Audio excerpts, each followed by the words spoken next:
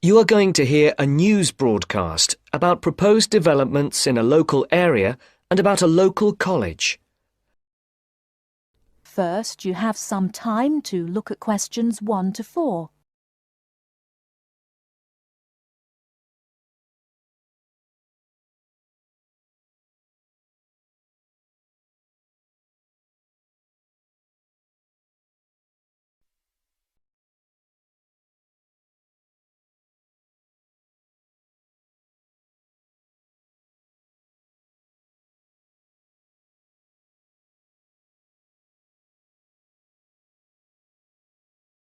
Listen carefully and decide which 4 planned developments are mentioned. And now for our main headlines on Southern local news for today. First of all, the report relating to the proposed motorway and other developments around the village of Tartlesbury was published this morning. And, as has been expected, it has created quite a lot of interest. The new motorway will pass along the north side of the village, crossing the River Team less than half a kilometre from the well-known beauty spot, Streve Ford, to the northeast of the village. The motorway will cut the village off from the ford, where many children play. But that is not the end of it. There are also plans to build 1,000 houses on farmland west of the village. And on top of that, there are proposals to build an industrial estate for new technology companies on the site of the old steelworks on the edge of the village. A news centre with a swimming pool and a very wide range of sports facilities and a large supermarket with other shops are also planned next to the housing estate. Before you hear the rest of the conversation, you have some time to look at questions 5 to 10.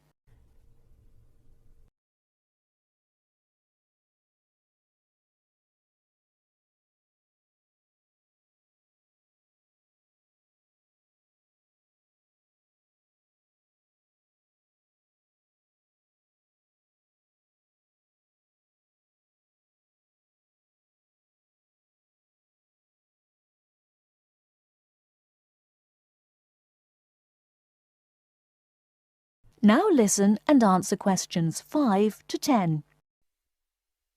Mr. Jones, a local farmer we spoke to early today, is strongly against the plans. But the local council is pushing for them to be adopted in full.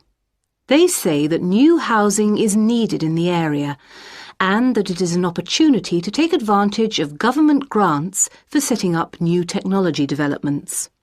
The mayor, Mr. Funn, says, "We must make every effort to do our part for the economy of the country and for the local people. This is a golden opportunity to put Tartlesbury on the map." Reactions to Mr. Funn's comments have been quick to come.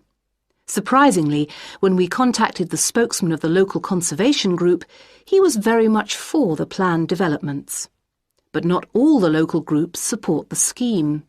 And, unlike the mayor, the local MP, Mrs. Wright, is very much against the planned developments. Mr. Khan, a local shopkeeper, had this to say: "People are absolutely horrified at what is being proposed here. This is just a chance for some people to make money quickly. But I can assure you that if they think that local people are going to be a walkover, they have another think coming. Of course, we welcome the jobs that the new technology park will bring, but we feel that the large increase in housing and the proposed motorway will destroy the character of the area." I think this is a debate that is going to run on for quite some time, and we here on Local News will keep you informed. And now for something quite different. This year's exam results have just come out, and there are a lot of happy faces out there. It would seem that the number of young people going on to university from the local college in Upton, which is not far from Tartlesbury, has increased by 25% this year. All those who have applied to go to university or into teacher training colleges have found places. This is the first time that there has been a 100% success rate at the college. We spoke earlier to the principal of the college, who said she was very proud of all those who had achieved their aims and she wished them every success in the future. There will be another news bulletin at 11 p.m. And for now, it's back to more music from around the world. That is the end of part 1. You now have half a minute to check your answers.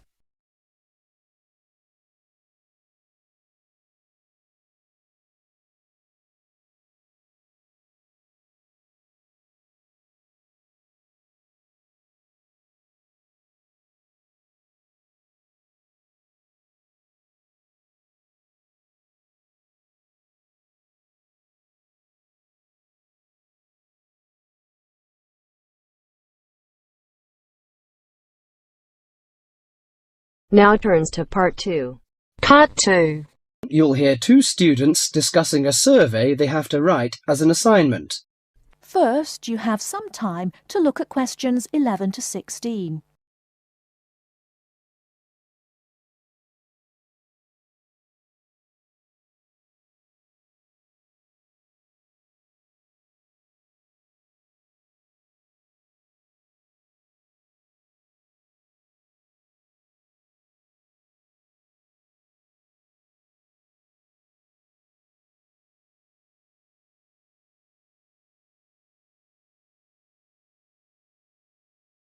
Now, listen carefully and answer questions 11 to 16.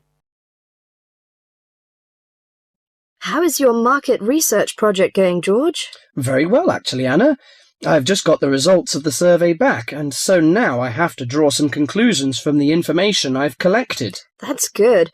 I'm still writing my questionnaire. In fact, I'm starting to panic, as the project deadline is in 2 weeks, and I don't seem to be making any progress at all. What is your topic? Forms of transportation in the city. What about you? I've been finding out people's attitudes to the amount of violence on television. That's interesting. What do your results show? Well, as I said, I haven't finished writing my conclusions yet, but it seems most people think there is a problem. Unfortunately, there is no real agreement on the action that needs to be taken. Nearly everyone surveyed said that there was too much violence on TV. A lot of people complained that American police serials and Chinese kung fu films are particularly violent. The main objection seems to be that although a lot of people get shot, stabbed, decapitated and so on, films never show the consequences of this violence. Although people die and get horribly injured, nobody seems to suffer or live with the injuries. Any children watching might take the heroes of these programs as role models and copy their behaviour. So, what did most people suggest should be done? A lot of people were concerned about how these films affect children. They are particularly worried that children will try to behave like the stars. The survey shows that violent programs should be broadcast after 10 p.m, when most children are already in bed. There is also a significant minority of people who feel that violent films should be banned altogether. Or how did people feel about the violence on news broadcasts? Most of the responses I have looked at have felt that violence on news broadcasts is more acceptable as it's real. Although it's unpleasant, it is important to keep in touch with reality. Still, many people thought that it would be better to restrict violent scenes to late viewing. Before you hear the rest of the talk, you have some time to look at questions 17 to 20.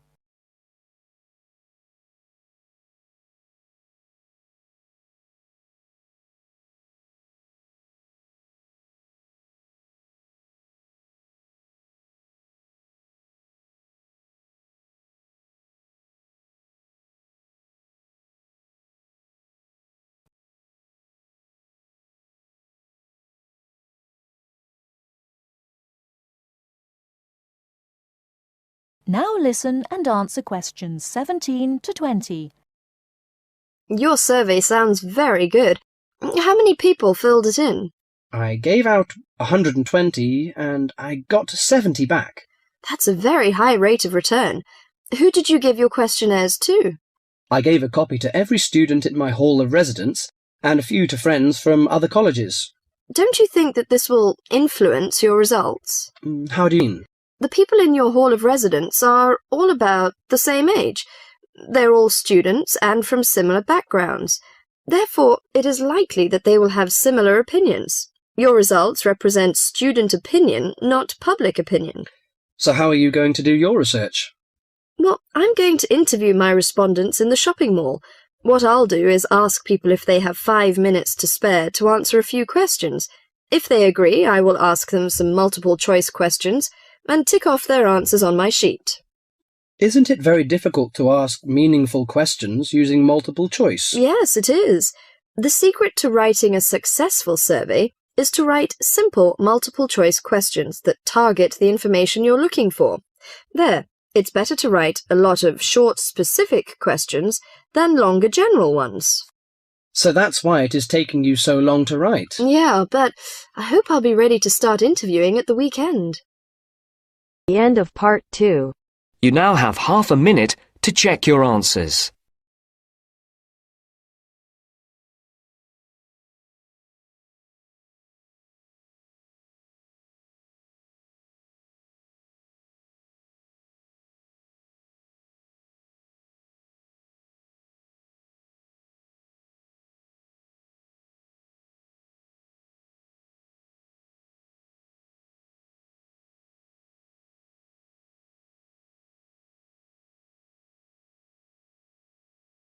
Now turns to part 3.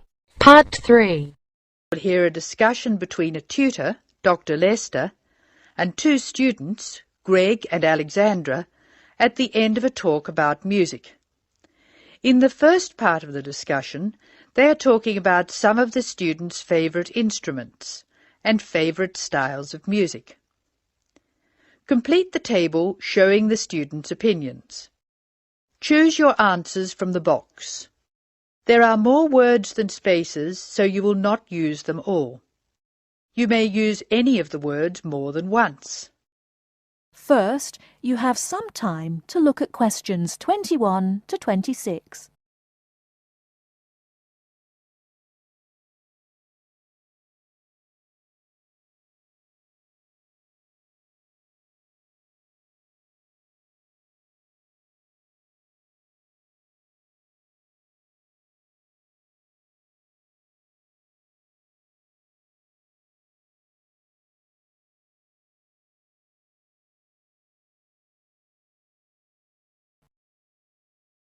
Now listen carefully and answer questions 21 to 26.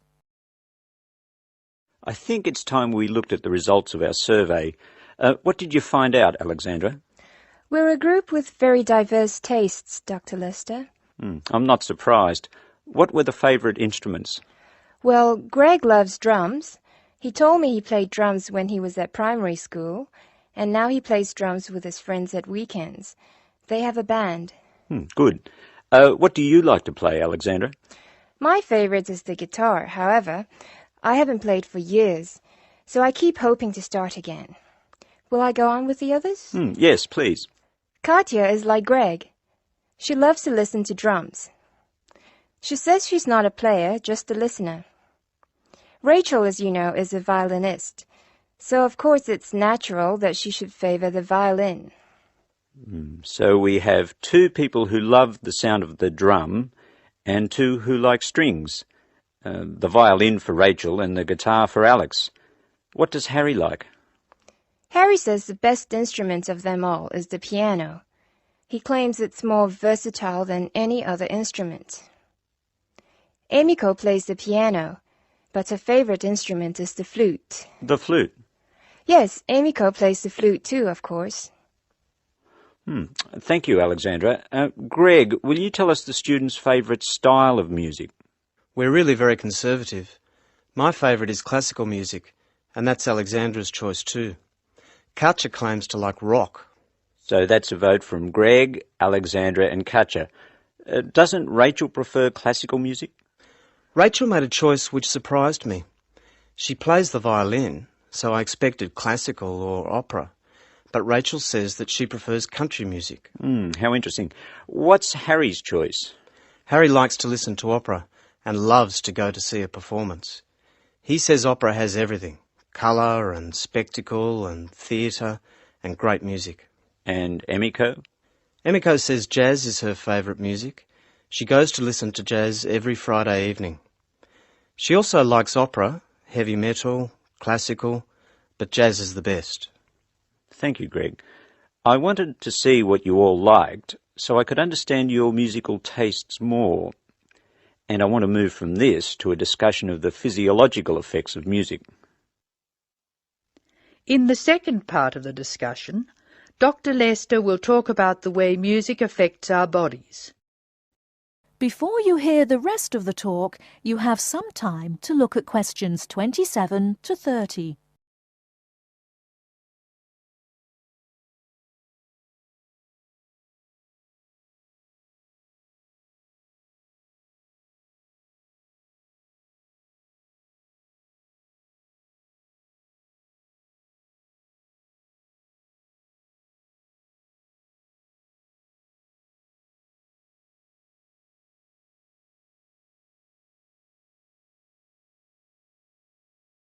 Now listen and answer questions 27 to 30.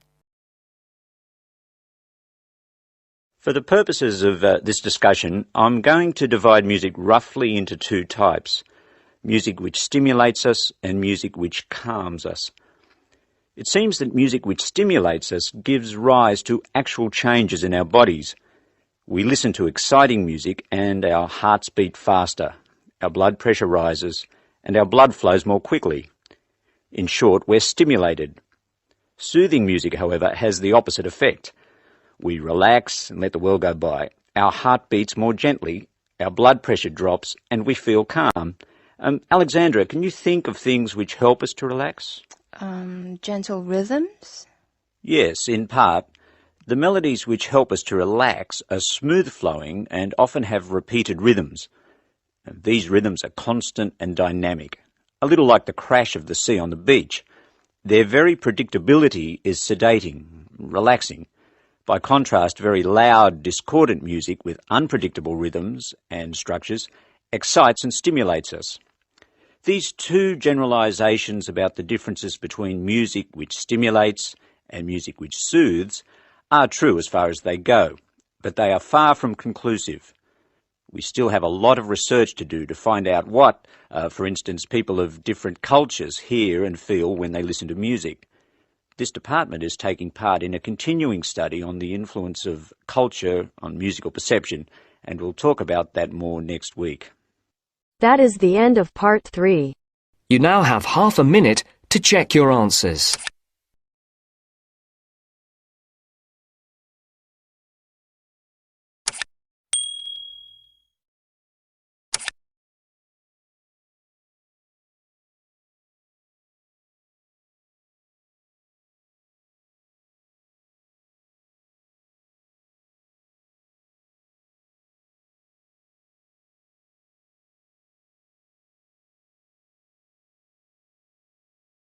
Now turns to part 4. Part 4. You'll hear an interview on IQ tests. First, you have some time to look at questions 31 to 40.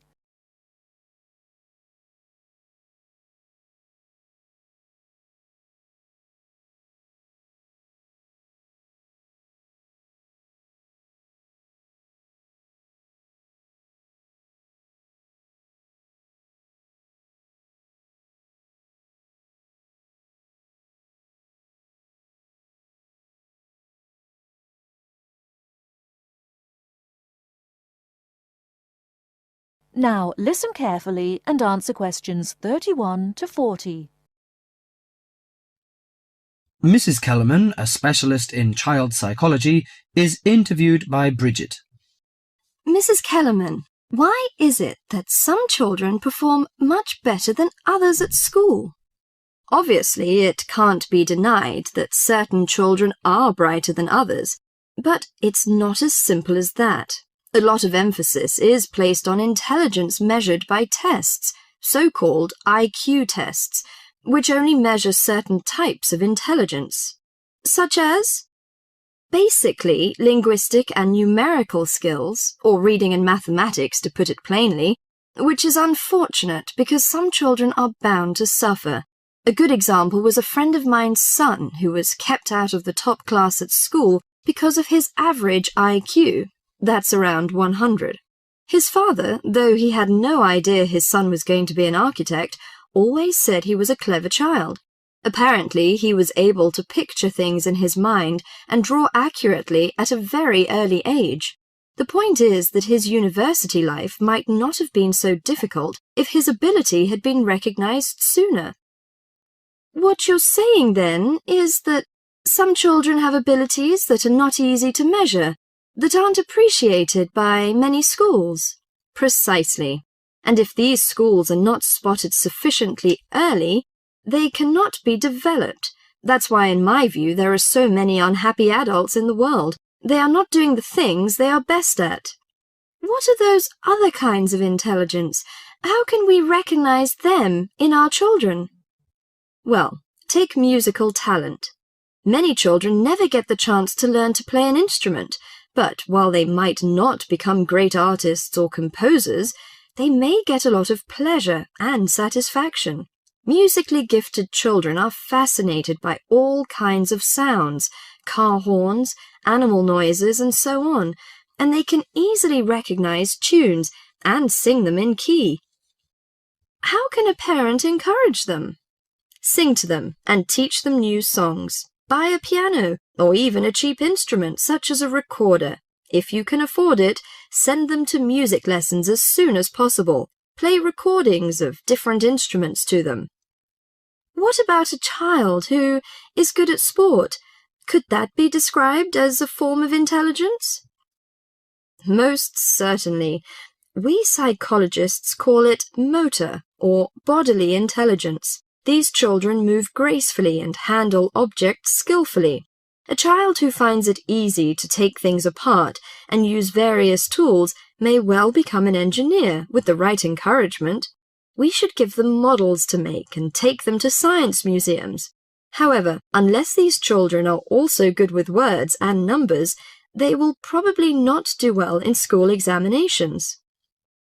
Is there anything a parent can do to help in this case? Yes, it may be worth spending money on private lessons, but, hardly anyone is good at everything. In my opinion, a child should be judged on his individual talents. After all, being happy in life is putting your skills to good use, no matter what they are. That is the end of part 4. You now have half a minute to check your answers.